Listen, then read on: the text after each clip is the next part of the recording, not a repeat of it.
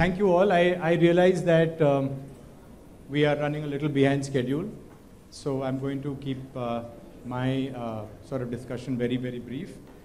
Before I get into this, I'll just tell you a little bit about ourselves. This is who we are. That's our team. We're basically a company that creates engaging training modules in the space of POSH, DEI, bribery and corruption, code of conduct, data privacy, insider trading, and so on and so forth. So that's what Rainmaker is and what we do. And our USP is primarily that we make content that looks a lot like a short film, backed by research and a lot of experts that we collaborate with to make sure that we get what we put out there to be absolutely spot on. All right, so before we get into what we are here to discuss today, I want to quickly get a sense of the room. How many of you have honestly gone through your organization's code of conduct, front to back, cover to cover? But that is the objective, right? To know what the finer points are. I'm just kidding. But seriously, how many of us have actually gone through the COC? Okay, I see 1, 2 hands. I see a lot of hands there. All right, Sony hands are all up. Anybody else? Okay, so let's say about 20, 30% of us do go through the code of conduct. Many of us don't, and that's primarily because while the COC is a guiding framework, sort of like the document that guides ethical behavior, professionalism, and basically talks about what the organization wants to achieve, most of the time you will see that the COC is a very text-heavy document. It's a lot of text, it's a lot of content, but not in an interesting, engaging fashion. And more often than not, you've lost the audience, right? So most people do not bother reading it. Most employees are actually happy to just sign a COC document. Say, okay, fine, I've read it. I know what it says, and I'm done. Because, I mean, who really wants to go through all of that, right?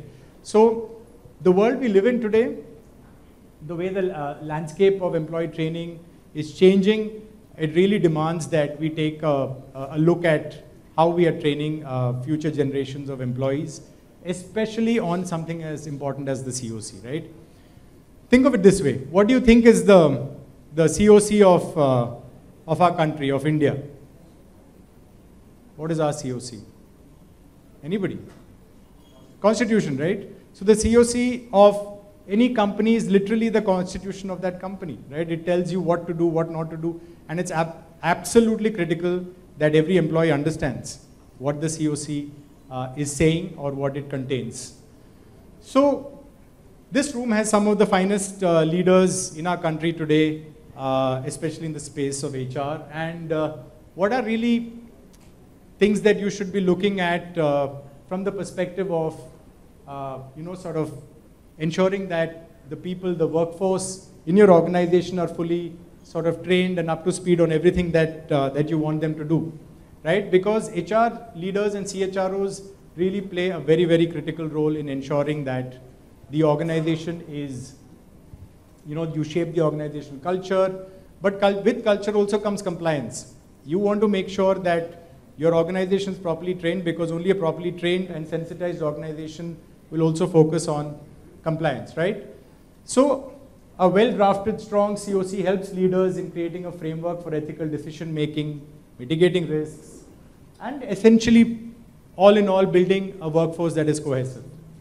With different generations and groups, communities now coming together, where a lot of the focus areas of the traditional HR function has changed or shifted, and emphasis on newer aspects like DEI, you're going to start to see that this understanding of what the COC is becoming even more critical, right? And so that's sort of something that we want to dive a little deeper into today. Now, where are the why is this such an important topic? Why is this such an important aspect that we are all sort of needing to focus on? Because employees' conduct or misconduct essentially, in many cases, can have a negative impact on the brand of your organization. And that is the fundamental risk that we are dealing with today, in that if employees, and there are many times by the way that employees say, I didn't know that this was part of my COC. I didn't know that this was something that was prohibited or not permitted or what have you, right? This is sort of the big risk that that we're dealing with today as organizations. Now a question for all of you. This brand, I mean, and with due apologies to anybody from Wells Fargo who is here, the idea is more to have a discussion than anything else. When was the last time in recent times you heard of Wells Fargo in the news? What for? Conduct issues, right? It was a public conduct issue, but you know, the whole airline thing and misbehavior on an airline. But did the company have anything to do with it? Zilch. Yet somehow, from somewhere, their brand got dragged in and people started saying that employee is an employee of Wells Fargo. Of course, they ended up terminating that employee's employment. But you see how very quickly in today's connected world, brands are getting dragged into conversations, right? And that is the fundamental risk that we're running today. Another one, AIB. The company was on the verge of raising a lot of capital. They were doing really well. You know, founded by 4 stand-up comedians who everybody knows really well, Tanmay Bhatt and the whole gang. But ultimately, a case of sexual harassment dragged the whole organization down, and they had to shut. Right? Shut. It's over. The business is over. Everything is over, and primarily due to the misconduct of one individual. But what is the issue here? The issue was not the misconduct of one individual, but the kind of culture that had been created by the founders and the leaders.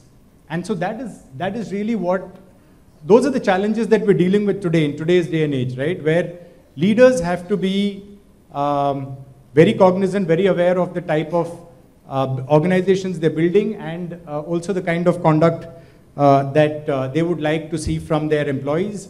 And importantly, you've got to walk the talk, right? So some of the things that, you know, I'm not going to go into a very detailed conversation on this, but some of the things that leadership needs to be mindful of, you know.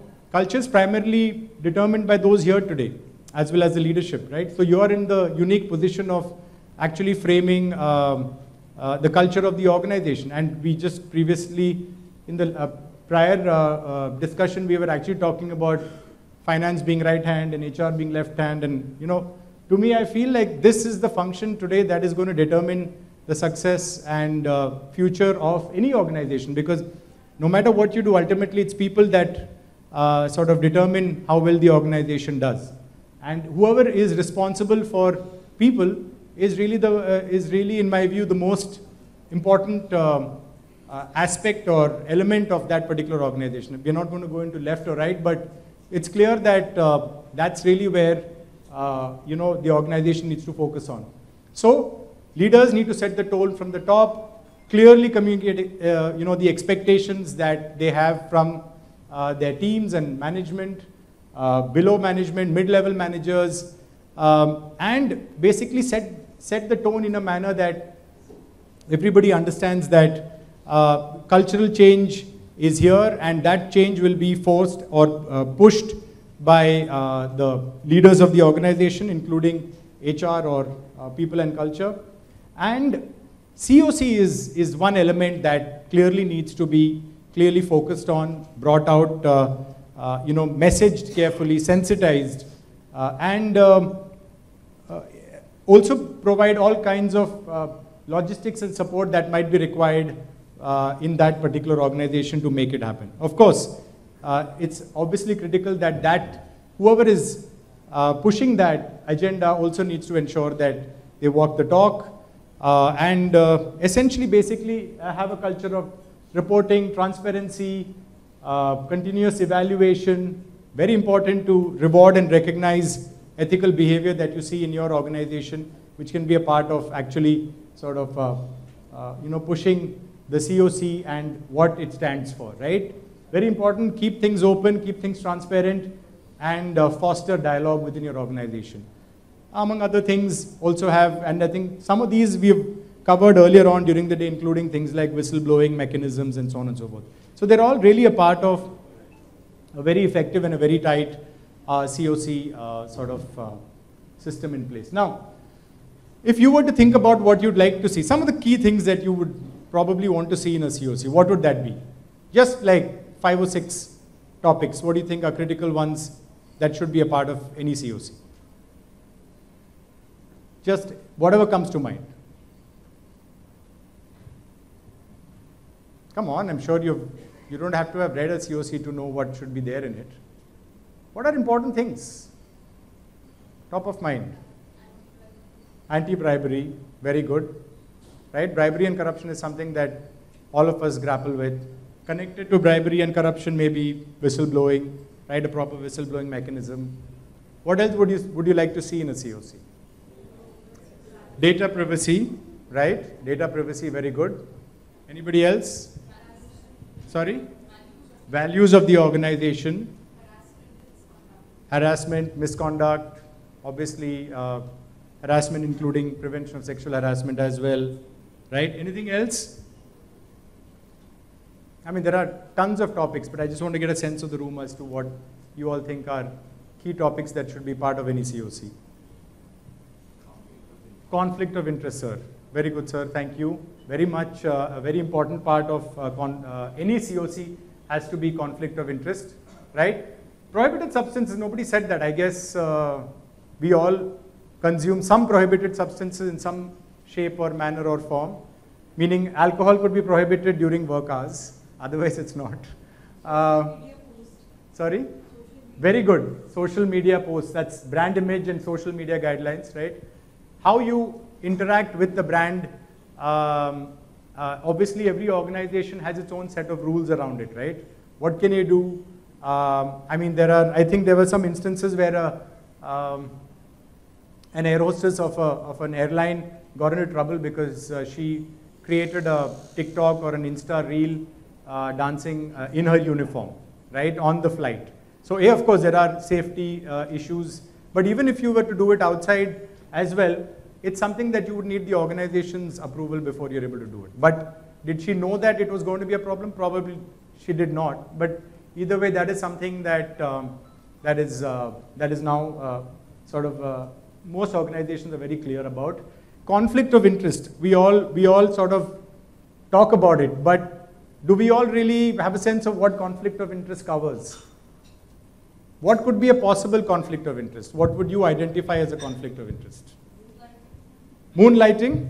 Interesting. Yes, absolutely. Moonlighting. But there are organizations that permit moonlighting these days, even though, well, it depends. Now, moonlighting for an organization that is not a competitor of yours, would that be a conflict?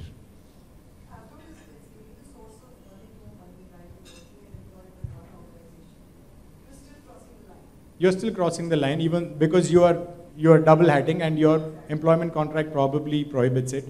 Plus, you're going to be exhausted. If you're going to be working 9 to 5 or 9 to 6 for one organization and then 7 to 12 or 1 or 2, you are not going to be able to do justice to your organization. Yeah. Yeah. Right. Correct.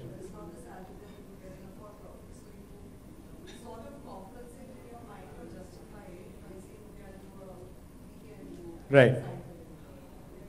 But look, I mean, it's likely to get you into some trouble. What other forms of conflict of interest are there? Being on the interview panel when your relative is there, right? Clear conflict. Any financial involvement, or there are people who have stakes in companies which are also vendors or service providers to your organization.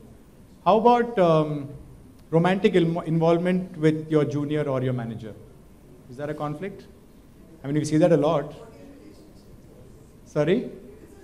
If it's a reporting relationship, does it have to be prohibited by the policy for it to be a conflict of interest? I'm just asking, not giving any answers. It does. But do you think that you could be objective about your somebody who works on your team? Let's say you have 5 people on your team, but you're romantically involved with only 1. Do you think you could be objective in your appraisal of all 5 people? Humans never can be, which is why that the whole, that's a severe conflict of interest, right? Among other things. Anyway, that's for another day. Information security, of course, I think we all know that is something that is of paramount importance, very closely sort of associated with data privacy and protection as well. Creating inclusive workplaces, right? I think DEI has been talked about a lot, and we know that that's a essential part of sort of a COC.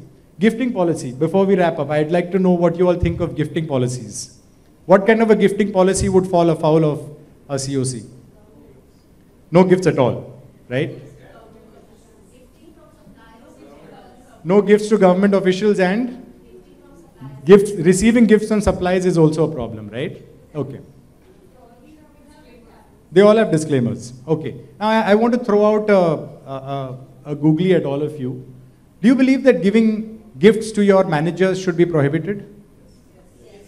Wow, that was surprising a lot of people. Why is that? But it happens today, right? You give, no? People give their managers gifts, don't they? Okay, below 100 rupees, above 100 rupees. Okay.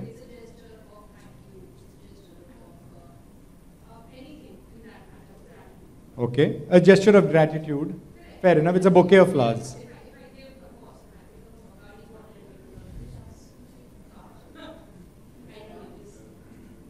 Bacardi is the right brand for today.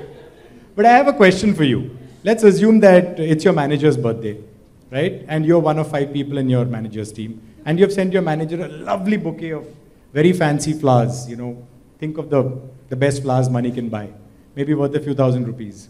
And you're the only one out of 5 who sent your manager flowers. Do you think now that when your manager does your review, which is let's say 2 weeks away, he or she is going to be 100% objective about your work and what you have achieved?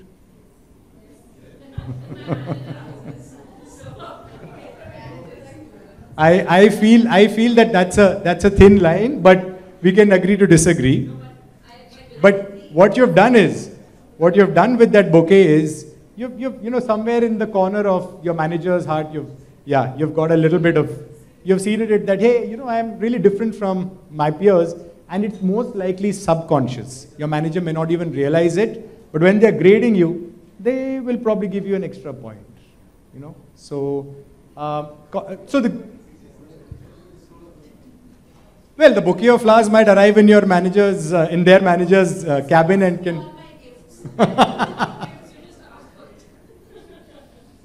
Maybe something a little more, which is. Oh, all right. I won't belabor the point. So that's basically it. Thank you very much. The idea was just to cover off some of the key points of a COC, and my time's been up for the last 5 minutes. Yeah, Sonika. Yeah. You can. I mean, Talis or Talis, whoever is in charge here.